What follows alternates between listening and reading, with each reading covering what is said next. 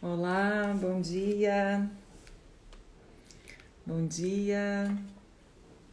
Olá, pessoal. Bom dia. Bom dia, Luciane. Bom dia. Sejam bem-vindos. Sejam bem-vindas. Bom dia. Hoje o nosso tema é açúcar, um alimento inflamatório. E eu convidei, para quem não me conhece, meu nome é Alessandra, eu sou consultora nutricional da Pura Vida. E hoje nós convidamos a doutora Aline, que é uma super nutricionista que vai contribuir para a gente com esse tema, que hoje é assunto, né, unânime aí dos profissionais de saúde, né, que são os processos inflamatórios, a inflamação crônica sendo aí um grande vilão do século XXI, né, um grande problema do século XXI. Então, vou convidar aqui a doutora Aline para participar com a gente, nossa convidada. Vamos lá, tá aqui. Bom dia para quem está entrando, bom dia. Olá, Lê. Bom Olá, dia. Tudo bem? Como você está? tudo bem? Seja bem-vinda. Obrigada pelo convite, fico muito feliz. Imagina, eu queria que você se apresentasse aqui para todo mundo que provavelmente podem estar te vendo a primeira vez. Eu já te apresentei como uma nutricionista querida, mas Obrigada, pode se carinho. apresentar também. Bom, pessoal, bom dia. Meu nome é Aline Davi, eu sou nutricionista aqui em São Paulo. Eu tenho mestrado e doutorado em Fisiologia Humana pela USP. E eu sou, enfim, nutricionista, atuo como nutricionista, né, em consultório, em clínica. E também sou professora universitária, dou aula em graduação na São Camilo e em pós-graduação a gente vai dando em vários lugares, né? Seja Plenitude, São Camilo, a gente USP, Unicamp, por aí vai, né? Então, o meu foco é tanto Delícia. atendimento clínico quanto também a docência. Ai, que incrível. Tem uma bagagem incrível para poder dividir aqui com a gente, né, Aline? Obrigada por Ai, você estar com essa sempre bagagem gosta, com né, a de falar gente. sobre isso. Não é um tema, eu falei aqui, até dei uma introdução breve, né, que hoje a inflamação crônica é um dos maus do século XXI, né, e o que agrava mais essa situação, porque é uma condição clínica silenciosa, né, onde a gente não tem muitas vezes sinais e sintomas, até que ela realmente se agrave, e aí traz processos, né, inflamatórios, como uma obesidade, uma doença cardiovascular, uma diabetes, e isso vai agravando a saúde e a qualidade de vida, né, das pessoas. Mas a grande dificuldade realmente é porque ela é silenciosa e a gente não sabe nem, né, como que ela está acontecendo ali dentro. Mas a gente vai esclarecer isso aqui um pouquinho hoje, né? Perfeito. Tá ruim o Gente, vocês som, gente? não estão escutando bem? Tá ruim? Estão escutando bem? Fernandes, quem falou aqui pra gente que o som tá estranho? Ah, Tá tudo bem? e aí, tá? Qual que tá ruim? O meu ou da Lê? Os dois. Deram um joinha, eu acho Tá que, tudo que eu acho que é bem? o meu. Ah, então tá beleza, tá bom. Obrigada, Gabriela. Que bom, que bom. Obrigada, gente. Obrigada, Ludmila. Obrigada, Larissa. Vamos lá. Aline, eu acho que é bacana a gente começar a esclarecer, né, já que o tema foi açúcar, um alimento inflamatório, né? Como esse açúcar está presente na nossa alimentação, né? Porque eu acredito que muitas pessoas acreditam que é só aquele açúcar adicionado branquinho e fininho, né? Eu vou tirar, pessoal, eu vou só desativar os comentários para depois, no final da live, a gente colocar eles e aí eu fico vendo a Aline que mais fácil, vocês também. Combinado. Vamos Perfeito. lá. Vamos lá. Então, Ale, quando a gente fala na questão do açúcar, né? Pensando em carboidratos, a gente tem vários tipos de carboidratos, sejam monossacarídeos, disacarídeos, polissacarídeos e por aí vai, né? A questão é claro que além do que você disse do açúcar de adição que a gente coloca no cafezinho, aquele açúcar branco, né? Vários alimentos apresentam embutido alguns outros tipos de açúcares, né? Seja um açúcar refinado, seja um açúcar invertido, um xarope de milho, um xarope de glicose. Então, muitos alimentos industrializados apresentam aditivos além desse açúcar branco que a gente fala, o refinado, né? E quando a gente fala também em tipos de açúcares, a gente tem vários tipos. Seja um açúcar de coco, um açúcar mascavo, um açúcar demerara, que podem ter um refino diferente, uma composição química, uma extração diferente, mas na verdade não deixa de ser um açúcar. É claro que a gente pode consumir uma quantidade pequena de açúcar, não é que só ele que vai ser ruim, afinal é uma questão também de superávit calórico que vai influenciar nesse aspecto, mas quanto mais a gente consumir uma quantidade exacerbada de açúcar, especialmente o simples, o açúcar invertido, o açúcar que é xarope de milho, de alimentos industrializados, processados, que tem esse aditivo a mais, né, não seria tão interessante assim. Então, a gente sabe que, de acordo com a OMS, a recomendação seria no máximo 10% do valor calórico total em açúcares.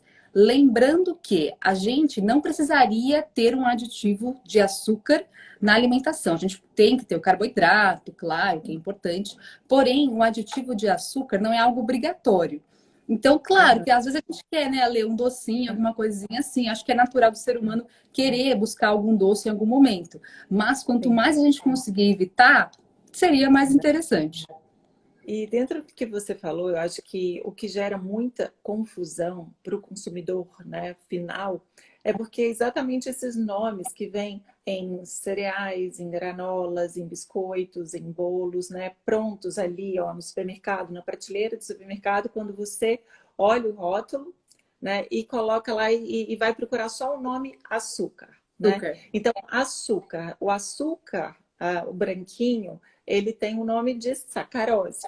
Né? Então, se você também ver no rótulo o nome sacarose, é o açúcar.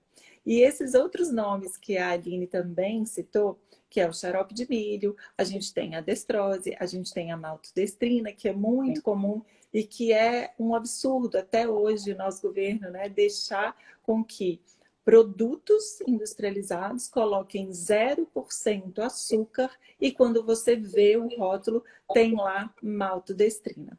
Então, assim, Até eu falo assim... Esses leite instantâneo, que você acredita que tem só leite, e alguns deles têm maltodextrina na composição. Então, realmente, é olhar o rótulo, como você disse. Olhar o rótulo para poder aprender, porque aí a gente tem o poder de escolha, né? Quando você coloca ali 0 açúcar, parece que eles te tiram o poder de escolha, né? Porque te induz a não olhar ali os ingredientes. Mas aqui o que a gente quer passar para vocês é que realmente, gente, aprender a ler os rótulos, né? E se tiver algum nome estranho que você não conheça, seja açúcar ou não, a gente já adianta que outro assunto, é melhor não aderir a esse produto. Né? E falando também desse consumo que você falou que a OMS, né, a Organização Mundial de Saúde, ele considera ali, né, um valor de 10%, né, da ingestão diária com açúcar, a gente vem falar também assim, tudo bem que a gente vai buscar um pouquinho, né, de açúcar em algum lugar e tal. O que a gente está falando aqui é o excesso, né, realmente do açúcar, levando a processos inflamatórios, que a Aline vai explicar aqui para gente direitinho.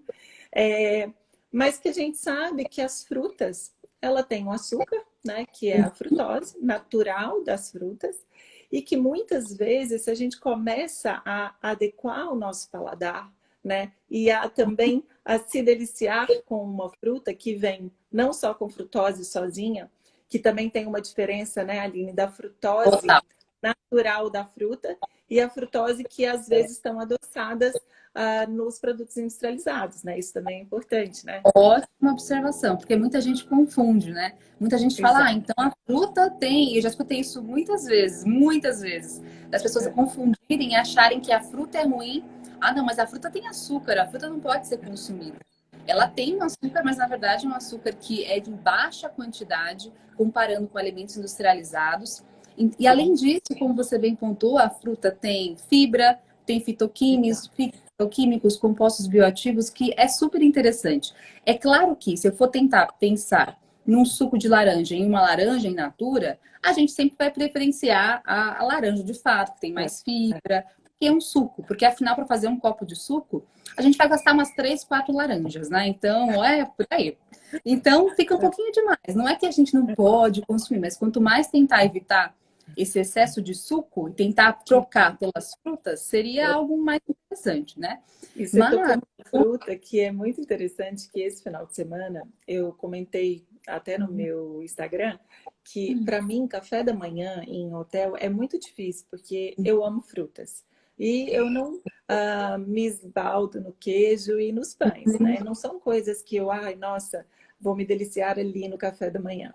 Então eu acabo me investindo mais nas outras refeições, né? Tipo um almoço que eu goste mais, um jantar que eu goste mais. E aí, anteontem, foi domingo, eu comi uma laranja. E aí eu falei, e eu estava explicando, falei assim, para muitas pessoas, nossa, uma laranja tem aquele susto, né? Porque tem um pouco dessa, você citou exatamente a fruta que eu citei esses dias, essa associação da laranja, né? Mas quando você come a laranja, olha o tanto de fibra insolúvel que tem ali. Né? muito demais. Olha o tanto que a gente consegue aí retardar a absorção da glicose, que a gente sabe, né, que as fibras elas vão estar ajudando aí nessa carga glicêmica e não só no índice glicêmico, né, dessa fruta também, né, Aline? E sem contar a vitamina C, que as frutas, por exemplo, a laranja apresenta uma grande quantidade de vitamina C, o que é super interessante, né?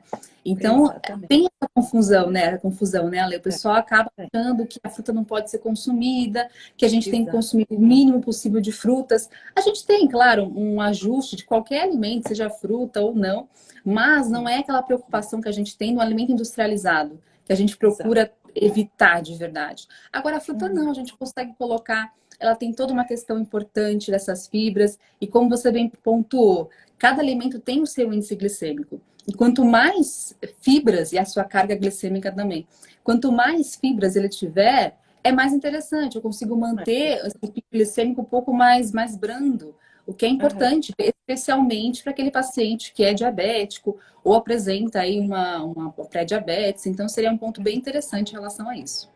E você tocou aqui num ponto também que é a diabetes, né? E o diabético, a gente sabe, né, pelos processos inflamatórios que geram pela alta produção de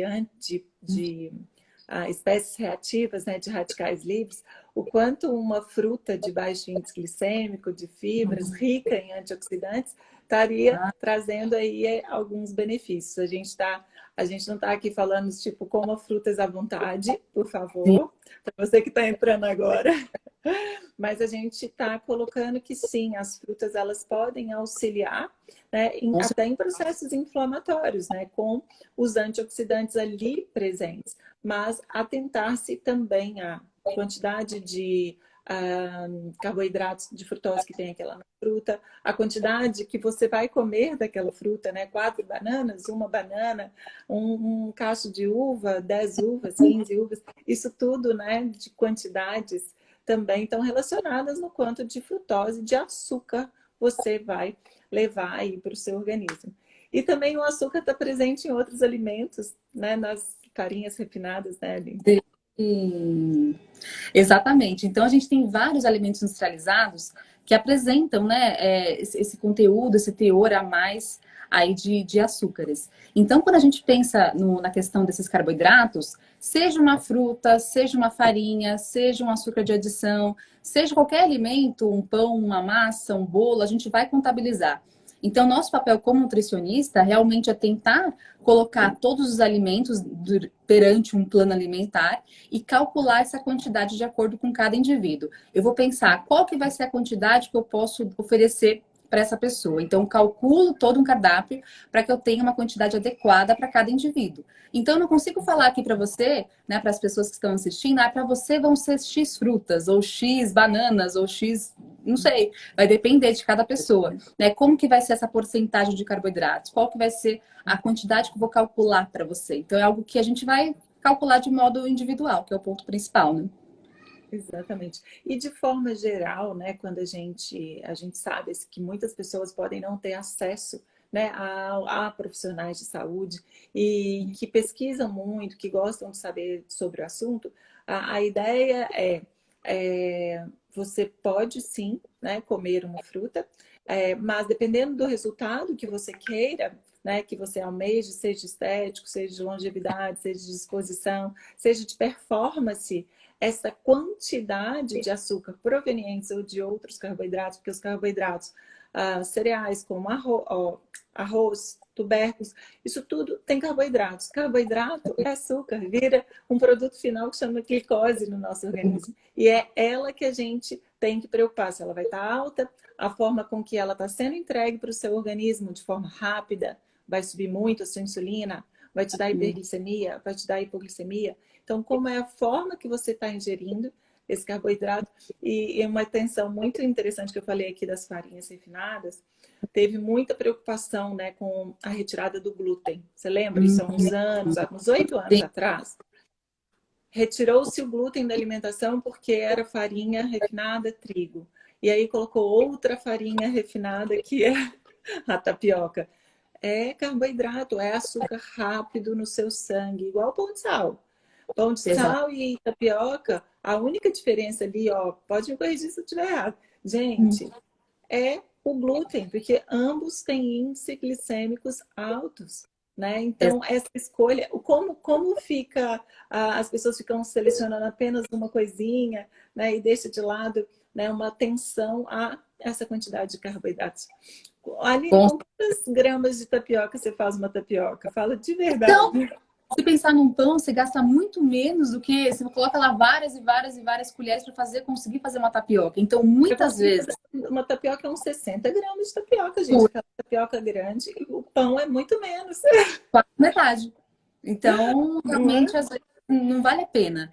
E sem contar quando você pensa em alimentos que... Pensando em alimentos industrializados de modo geral, que são pobres em glúten, sem glúten, eles apresentam um teor menor de vitaminas e minerais. Então, você já tem um prejuízo a mais. E sem contar, eu até fiz uma live com o Felipe Saviola esses dias sobre isso, né?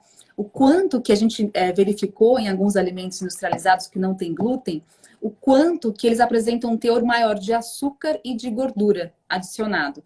Então, quanto que vale a pena? Pensando na tapioca, não, ela não vai ter esse aditivo de açúcar, né?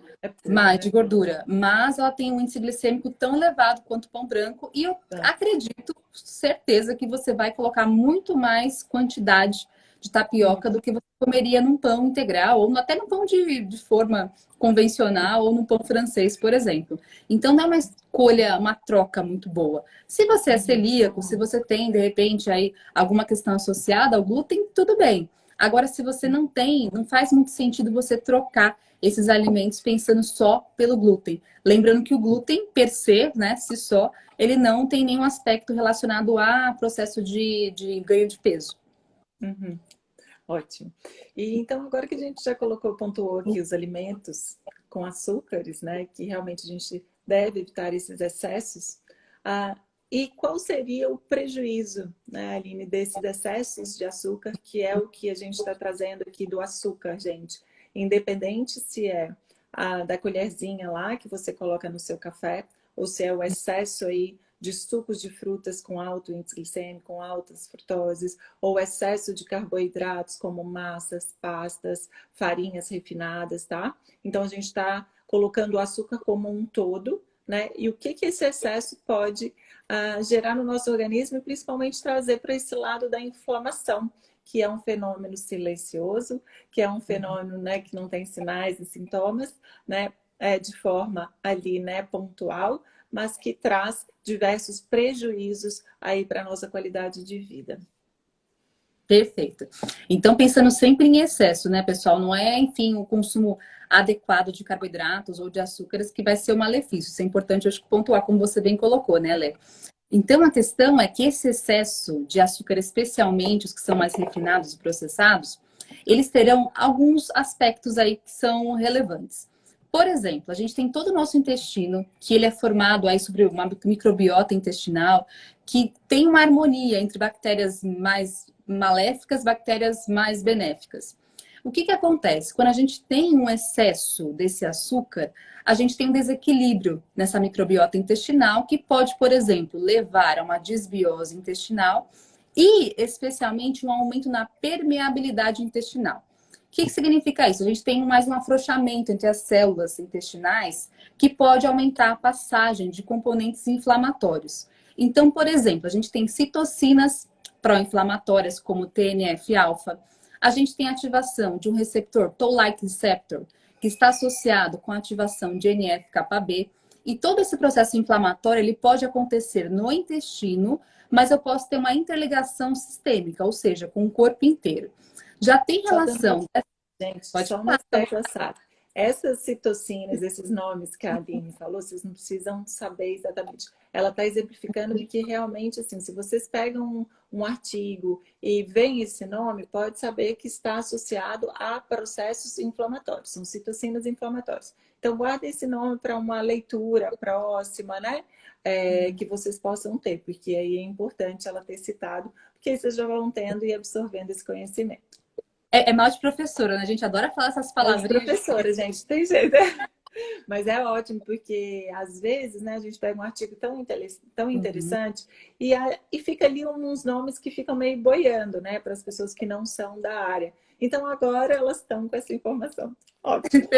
E é verdade, a gente passa ali, às vezes até passa batido, né? Porque o nome é tão complexo que acaba passando batido. Mas realmente, tem uma inflamação. Acho que isso que é o principal ponto. Quando você tem esse excesso, você tem essa inflamação intestinal que pode acontecer no intestino ou pode exacerbar de maneira mais prolongada aí no teu organismo. E isso, esse excesso, essa inflamação em excesso, pode, inclusive, levar a alguns prejuízos até em questão de depressão, por exemplo. Porque a gente tem uma interligação do intestino com o cérebro. E tudo que acontece no intestino tem uma conexão com o seu cérebro. Então, por exemplo, esse excesso de açúcares pode levar a uma inflamação que pode chegar no seu sistema nervoso central, no seu cérebro, e, consequentemente, desencadear algum processo inflamatório naquele local, e, consequentemente, contribuir para a depressão. Essa seria uma das questões, né? A gente sabe também que esse açúcar em excesso, não só pela inflamação em si, mas pelo excesso também desse carboidrato a longo prazo, pensando numa pessoa que tem um superávit calórico, ou seja, calorias acima do que ela necessita, essa pessoa vai engordar, o que é matemática, né, gente? Comeu mais do que precisa, a pessoa vai engordar. Quanto mais eu tenho esse processo de engorda dessa pessoa, que pode ser não só por carboidratos, por açúcares, mas por outros alimentos também, ricos em gordura, ácido graxo saturado, por aí vai, né? A gente tem todo um processo de ganho de peso e, consequentemente, isso está associado com um processo de aumento do adiposo. A gente tem dois tipos básicos de adiposo, o mais periférico, né, e o mais central, que está mais perto das vísceras, dos órgãos mais vitais, mais principais aqui perto da barriguinha, né? E aí a questão é, quando eu tenho esse aumento de gordura visceral do adiposo, eu tenho um outro processo inflamatório local. Afinal, o adiposo, por si só, ele aumenta a produção também dessas citocinas pró-inflamatórias que estão associadas com inflamação, e isso reduz uma proteína que a gente chama de GLUT4. Ela faz o transporte no músculo e no adiposo de glicose. Então, eu tenho a glicose no sangue, ela consegue internalizar, ela consegue captar essa glicose. Quando eu tenho esse excesso de adiposo e também um excesso de inflamação, consequentemente, eu tenho uma menor captação de glicose, porque eu tenho menos translocação, ou seja, eu tenho GLUT4 dentro da célula, ele fica lá dentro e ele migra para a membrana para captar essa glicose. Quando eu tenho mais inflamação, consequentemente, eu reduzo esse GLUT4 e eu capto menos glicose. E, consequentemente, essa pessoa tem uma tendência maior a ficar diabética. E não só isso, ela também pode ter, por exemplo, uma piora do quadro de SOP, que é a síndrome do ovário policístico. Então, a gente pode exacerbar para muita coisa. Quando a gente tem inflamação no indivíduo, a gente pode ter um aspecto metabólico mais prejudicado. Isso não acontece só no adiposo, acontece também no músculo, acontece especialmente no fígado, onde quando eu tenho essa inflamação, onde eu tenho essa resistência à ação à insulina, eu tenho também uma maior produção hepática de glicose. Então, essa pessoa vai aumentar ainda mais a glicemia dela, o que não vai ser nada interessante nesse sentido, né, Ale? Olha só, gente, incrível, né? Tudo isso, porque muitas pessoas desconhecem, assim, como que realmente acontece essa inflamação. Então, a gente tem uma inflamação que acontece a nível intestinal, ela de forma sistêmica, gerando uma inflamação ali no tecido adiposo. Então, você imagina, o seu organismo, ele começa a entrar, que é o que a gente quer trazer aqui para vocês, em uma inflamação crônica, né? Porque é um ciclo vicioso. Então, se você não adequa as suas escolhas alimentares, se você ao longo de anos fica com excessos de açúcares, você vai alterar essa permeabilidade intestinal, porque começam a passar ali partículas, substâncias que não eram para ser absorvidas pelo seu organismo. E aí, o que acontece com o seu organismo? O seu sistema imunológico vai defender você, natural. Só que aí você começa um processo inflamatório exacerbado. E sem falar aí que a Aline completou super bem, falando do açúcar, gente, ingestão energética aumentada, né? Que vai gerar o quê? Ganho de peso, que vai aumentar o seu tecido, né, de gordura. E a gente chama dentro da nutrição esse tecido adiposo que ele é como se fosse um órgão endócrino, né, Aline? Porque ele tem respostas, né? Ele libera citocinas. E, com certeza, eu acho que muita gente que está aqui com a gente já deve ter escutado uma situação que você pontuou super bem, que a obesidade, por conta, né, dessa célula do tecido adiposo aumentada, ela começa a liberar citocinas que vão prejudicar a utilização de glicose como fonte de energia. Se eu não utilizo glicose, sua glicose está lá no sangue. Qual que é a resposta do seu organismo para te proteger, para você não ter uma intoxicação aí de uma hiperglicemia? Vai liberar muita insulina. Só que não adianta liberar muita insulina. Por quê? Porque você não tem o seu transportador ali na célula. Porque está sendo inibido pelas citocinas.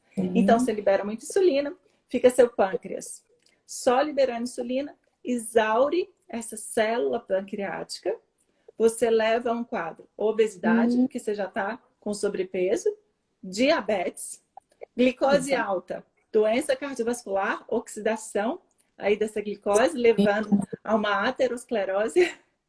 É tudo interligado. É muito sério, né? Então, assim, o nosso organismo é tudo conectado, né? Não dá para pegar o assunto açúcar e falar ganho de peso. De jeito nenhum.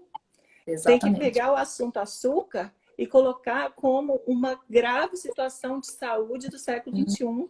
E hoje, a gente falando até aqui de diabetes, eu peguei uns dados aqui, que hoje de diabetes, entre as pessoas entre 20 e 79 anos, possui aproximadamente 1 em cada 11 indivíduos adultos com a idade entre 20 e 79 anos possuem diabetes, o que equivale, Aline, cerca de 415 milhões de pessoas no mundo. E vai aumentar. Gente, isso é uma epidemia.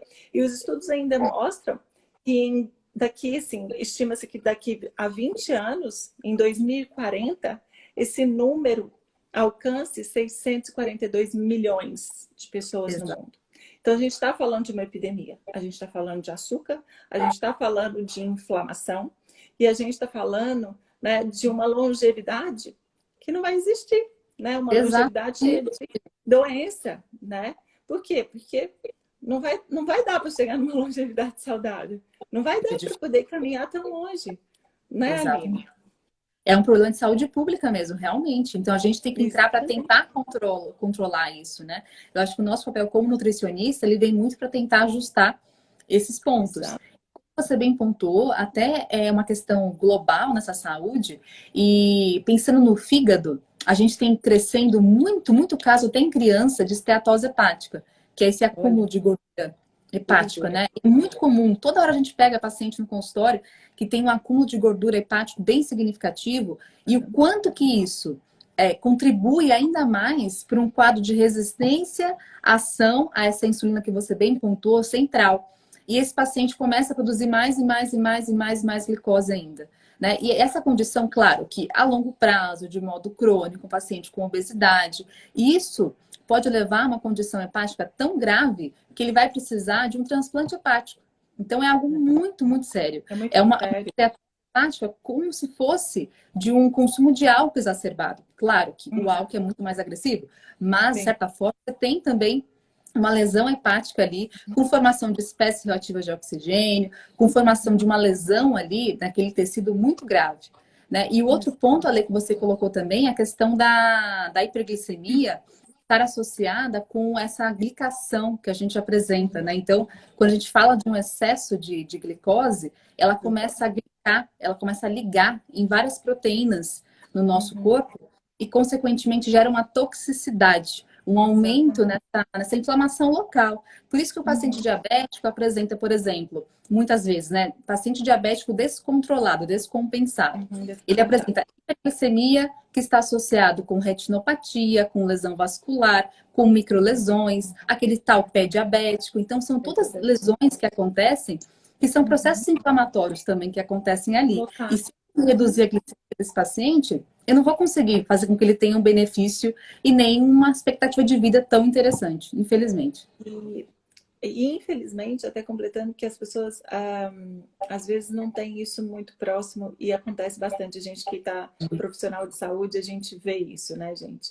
Retinopatia, né? Então, catarata, porque exatamente o que a Aline falou. Então, diabéticos que não acreditam, né, nas escolhas alimentares que realmente devem ser feitas, né? Perdendo a visão, perdendo o rim, né? Perdendo a circulação, né? Então, tendo aí um pé diabético. Então, são verdades, né? São coisas reais que acontecem e que não está distante. Olha só o quanto de pessoas acometidas com diabetes entre 20 e 79 anos. São 500 milhões de pessoas. É muita gente. Né? Isso a gente tem que falar aqui que são, sim, gente, escolhas alimentares e estilo de vida. Né? A gente está falando sobre açúcar, né? Mas a gente também aí tem que levar aqui um estilo de vida sedentário, né? E as outras situações que eu acho que são vários pilares, né?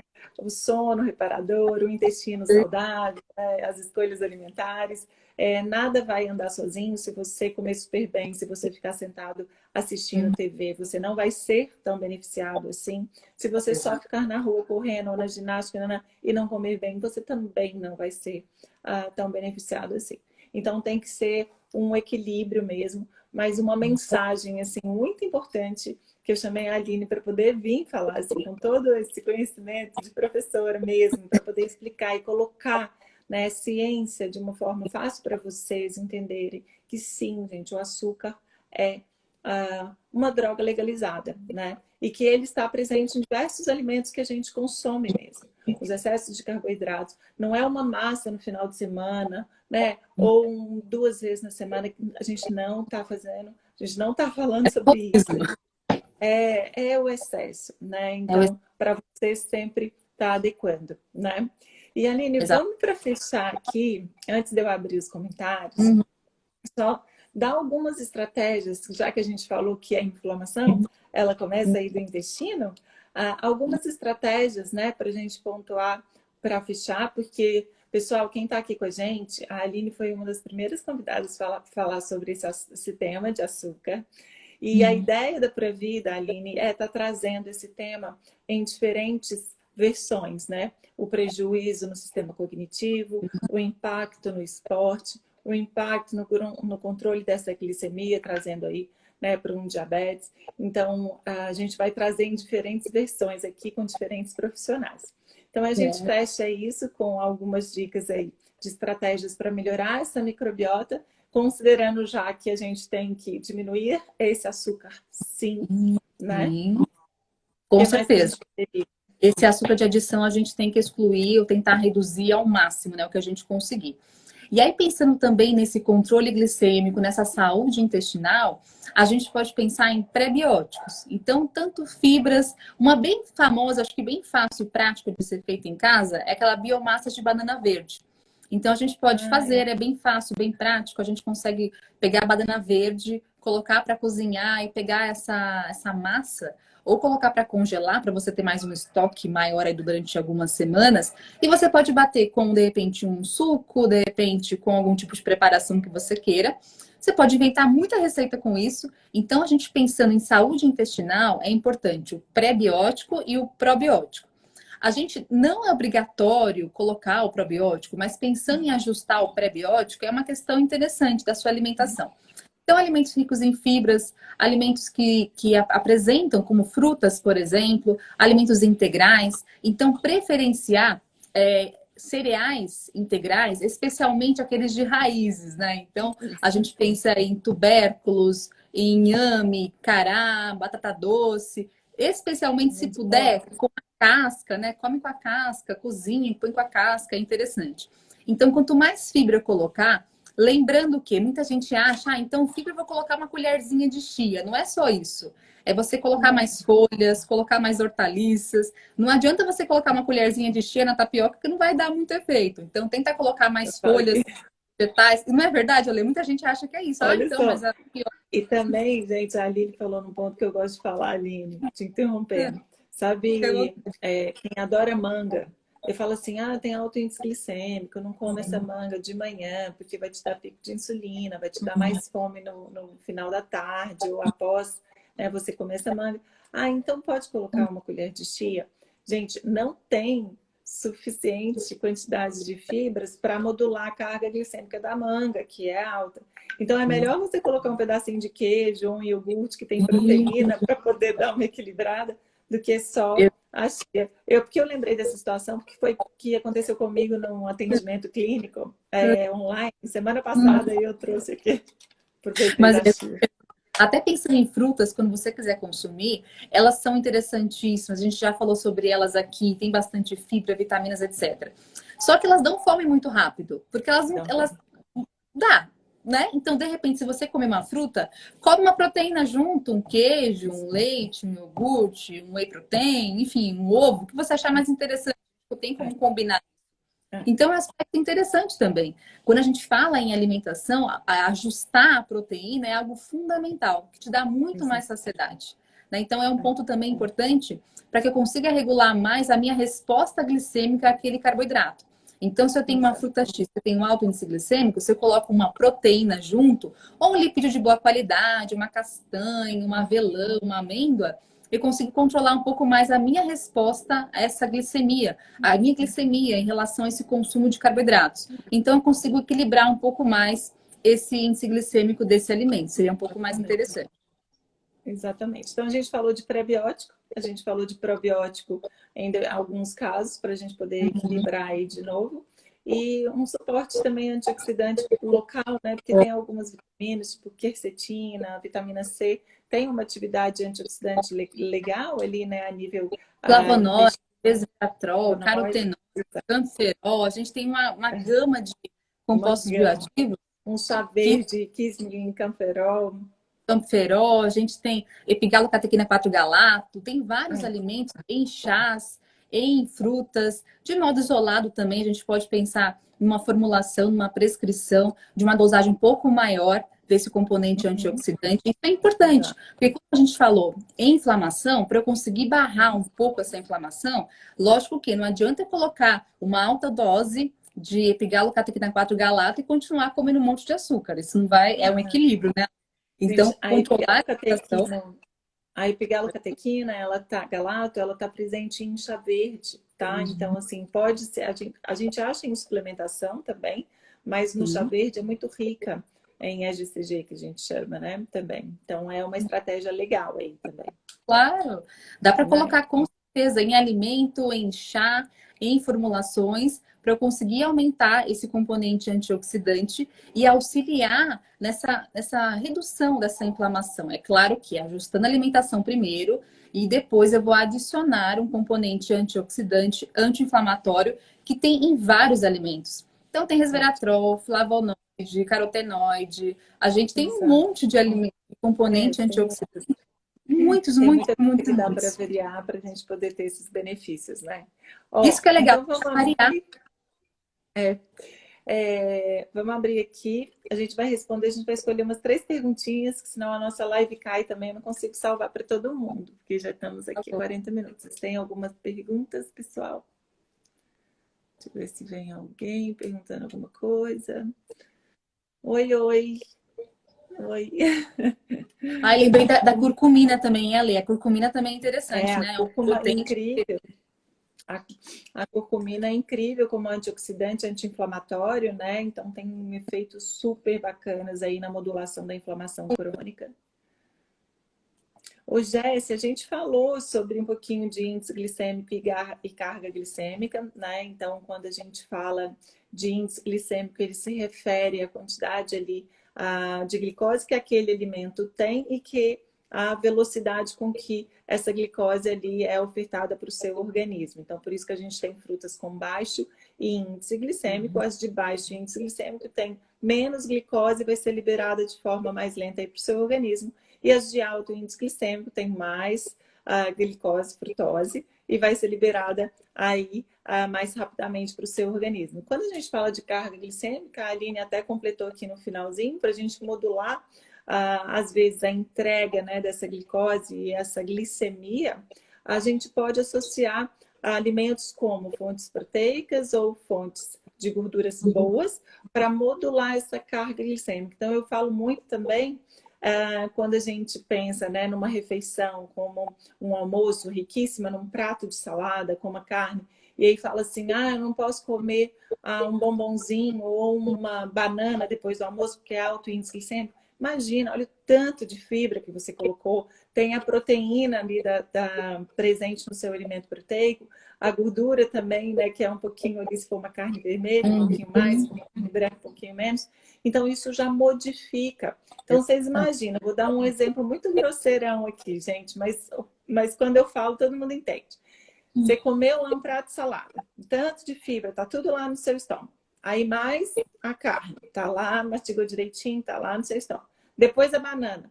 O seu organismo não vai selecionar, assim, tipo, a glicose da banana para entrar primeiro ali no seu intestino para poder ser absorvido. Né? Você tem, a gente chama na nutrição quimo, né? Que é todo aquele conteúdo ali do seu estômago que vai sofrer digestão, ação das enzimas, enfim, e depois sendo liberado aí para o seu intestino. Então, isso é modular a carga glicêmica. Quando você tem vários alimentos presentes numa refeição, seja carboidratos de alto índice glicêmico, junto com fibras, saladas e proteínas, né, Aline? Oi? Aline? Exatamente. Então, até como você colocou, Ale, esse momento, acho que estou aqui, deu uma travadinha aí? Travando um pouquinho, né? Agora tá. Tô por aqui. Melhorou?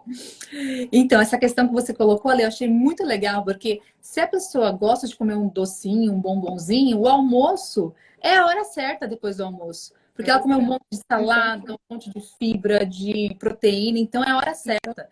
Porque aí, e outro ponto importante, não é só pensar nesse índice glicêmico, mas independe, se eu comer assim, vamos supor, se eu comer um grama de pão branco ou 100 gramas de pão branco, ambos têm alto índice glicêmico, só que a quantidade ela é bem distinta. Então, além de pensar nesse índice glicêmico, eu tenho que pensar na quantidade. Quanto que eu vou oferecer de carboidrato. E aí que entra essa questão da carga glicêmica, como você bem pontuou, que a gente vai levar em consideração a gramagem dos carboidratos. Exatamente, que é diferente. Então, tem aquelas substituições, né, das frutas de alto índice glicêmico e de baixo índice glicêmico. Então, se você oferece uma quantidade menor de frutas de alto índice glicêmico, né, comparado com a de baixo índice glicêmico, você está entregando ali a mesma quantidade ali de glicose ali. Então, a carga, né, glicêmica liberada está sendo a mesma. Então, é por isso que eu falo, gente, tem que comer de tudo um pouco. Então, se você gosta de banana e de repente a banana inteira vai te dar fome logo em seguida, coloca lá uma banana pequena, metade da banana, igual eu falo. Eu sempre coloco metade de banana para adoçar meu açaí, depois coloco as avelãs, as granolas, eu fico super saciada, até na hora do almoço, certo? Exato. Vamos lá. Ai, subiram tantas perguntas aqui, uau! Se você quiser achar alguma aí também, ó, porque eu não sei se você vê a mesma coisa que eu. Não sei. O que substituir o açúcar? Açúcar de coco? Olha só, tá aqui Fá. Fá, a Aline pontuou isso também no começo, quando a gente começou a falar os nomes, né, do açúcar. E ela falou que o açúcar de qualquer açúcar, seja o demerara, seja o açúcar refinado, seja açúcar mascavo, seja açúcar orgânico. O que eles vão ter de diferença são os processos de extração, de como fala, gente? Fugiu aqui. Não é só de extração, não. De refino? De refino, de refino. Então, o açúcar de coco, a gente sabe que ele tem menor índice glicêmico que os outros açúcares. Mas não significa que não deixe de ser açúcar, continua sendo açúcar, tá? Mas ele tem um índice glicêmico menor, né, Aline? Se puder evitar, melhor. Lógico que a gente vai colocar uma vez ou outra, gente, é natural. Mas o quanto mais a gente conseguir evitar, melhor. Então, cafezinho, por exemplo, você toma com açúcar. Tenta cada vez reduzir um pouquinho mais, para você tomar ele 1 hora sem nada, sem açúcar. Então, quanto mais você puder evitar, melhor. Melhor. Ó, a Antônia. Antônia, já te respondemos, né? Qual a diferença de índice glicêmico e carga glicêmica. A Mari está perguntando, a crepioca com ovo e cottage é uma boa opção? Aí você já fez exatamente o que a gente acabou de falar, né, Aline? Verdade. Colocou a tapioca, que é de alto índice glicêmico, numa quantidade menor, porque você já tem o ovo e o queijo, né? Exatamente, uma ótima opção. Você consegue ter mais saciedade, você tem a proteína, você tem a gordura, então é ótimo. Crepioca, aí você acerta mais. Agora, só a tapioca, aí já complica um pouquinho. Não é que você não pode comer, mas quanto mais puder evitar só a tapioca sozinha ali, se você fizer uma crepioca, nossa, sucesso. Vale muito a pena. Essa tapioca, a tapioca, assim, por exemplo, porque como a gente falou aqui, eu falei que a gente precisa de 60 gramas de tapioca, gente, para fazer uma boa tapioca grande. Mas, por exemplo, ela vai caber, com certeza, em alguma pessoa que tenha uma atividade esportiva, tipo um endurance, que aí você recheia de ovo. Aí fica uma quantidade aí, né, de alimento suficiente para o seu objetivo. Não significa que ninguém pode comer. A gente está falando assim, de forma geral, né, como hoje as pessoas, né, a tendência maior é sempre estar perdendo um pouco mais de peso porque teve muita inadequação alimentar ao longo de vários anos e isso reflete no ganho de peso. Então, para alguém que realmente está em processo de emagrecimento, talvez não caiba. Ou talvez caiba, mas você tire outras opções aí do seu planejamento, né? Então, não tem um arrozinho ou um inhame no almoço, ou não tem as frutas e a granola no lanche. Tem outras opções proteicas ou um abacate com azeite, mas o carboidrato ficou lá em cima, que foi o que a Aline falou, né? Do planejamento alimentar diário, né, Aline? Se for um atleta de endurance, ultra endurance, pós-treino, dá para comer a tapioca até com leite condensado, se ele quiser. Né? Então, um outro mundo, é uma outra situação. Então, a gente vai ajustar em cada indivíduo. Vamos aqui numa última sobre os açúcares. Tem uma pergunta legal aqui da Tizi, acho que é Tizi, sobre eritritol e xilitol, se eles são iguais. Então, na verdade, eles são da classe dos polióis. São carboidratos, só que eles não são digeríveis. Aí o ponto algumas pessoas têm uma questão de fermentação maior em relação a esses polióis. Então, tem paciente, por exemplo, que quando consome algum alimento que tem poliol, eles têm uma cólica intestinal, gases muito intensos. Tem paciente que não, tem paciente que, ok, né, não sentem nada. O bom do poliol, seja eritritol, xilitol, eles apresentam um adoçante que é natural. Então, comparando, por exemplo, com aspartame, com a acesulfame-K, eles são naturais, então eles são melhores do que esses adoçantes. Adoçantes, se você puder evitar também, lógico que é interessante pensando numa questão de microbiota intestinal, mas comparando um adoçante artificial com um adoçante natural, que é o poliol, eles são mais interessantes. Então, de repente, numa transição entre açúcar para um cafezinho sem nada, sem nenhum aditivo, você pode ir colocando um adoçante artificial, natural, na verdade, para tentar adaptando o seu paladar. Lembrando que excesso de adoçante também não é interessante. Exatamente. E essa questão do xilitol e eritritol, ela é muito comum, né? Porque o xilitol começou realmente a dar esse desconforto intestinal nas pessoas. Então, até eu falo assim, ó, o suplemento proteico você vai escolher de acordo com a sua digestibilidade e tolerância. Adoçantes naturais, você também vai escolher de acordo com a sua digestibilidade e tolerância, porque o xilitol pode ser bem-vindo para algumas pessoas, para outras não. E como a Aline falou super bem, o eritritol ele é mais tolerável e ambos são naturais, né? E aí, a última perguntinha aqui para a gente finalizar, porque a gente tem 9 minutinhos só antes da live cair. Ó, gosto de fazer um quiche de vez em quando e coloco um pouco de farinha de mandioca na massa, junto com a farinha de amêndoas. Pode? O que mais me chama atenção aqui, Aline, da Chloé, é o pode. Porque eu tenho falado muito isso, as pessoas ficam muito no pode e não pode, Chloé. É claro que se você se sente bem, se todo o seu plano alimentar está adequado, e se é o que você gosta, é claro que pode, né? Então, quem somos nós aqui também? O Chloé, até estou colocando isso, porque eu acho que uma autoobservação, ela é fundamental. Vocês se reconhecerem o que são os carboidratos, o que são as proteínas, o que são as gorduras, né? Com tudo isso que vocês estão acompanhando aqui nas mídias sociais, é super importante para vocês irem adequando isso, tá? Clé, se você ama, faça. Pode certeza. fazer, não tem problema nenhum. Exatamente. Adequa essas quantidades, né? Coloca no melhor horário, por exemplo, um quiche desse no final da tarde, onde a gente tem um pouquinho mais de apetite, que a gente tem alguns hormônios aí, né, que favorecem, né? Então eu tenho um aumento de grelina que dá fome, eu tenho uma diminuição de serotonina que diminui a minha sensação de bem-estar. Você colocar um alimento, um quichezinho desse, vai ficar perfeito. Aline, tá comigo? Exatamente. Olá. Tô aí, tá caindo um pouquinho, mas tá indo. Tá caindo um pouquinho, tá variando, né? Aqui, então, vamos lá. A gente vai encerrar por hoje. Mas essa semana e a próxima semana está recheada de lives aqui na Pura Vida. Fiquem acompanhando com a gente. Queria te agradecer pelo seu tempo, Aline, pela sua manhã, por você contribuir, tá? Com tudo isso que você passou aqui para a gente, que é muito, muito importante. E é dessa forma que a gente quer contribuir com educação, com informação de verdade, né? Na vida de todo mundo que está aqui. Obrigada, pessoal, por vocês estarem acompanhando aqui a gente. Obrigada, Lê. Fico muito feliz com o convite. Eu acho que o nosso foco é esse mesmo, orientar, ensinar e tentar ajudar as pessoas, né? Com informação de qualidade, para a gente conseguir, de fato, disseminar esse conhecimento e cada vez mais ajudar tanta gente que precisa de ajuda de verdade e aumentar toda essa adesão à alimentação adequada. E muito, muito obrigada, Lê. Fiquei muito feliz com o convite. Muito obrigada. Obrigada. Obrigada. Beijo, gente. Uma ótima terça aí para vocês. Beijo.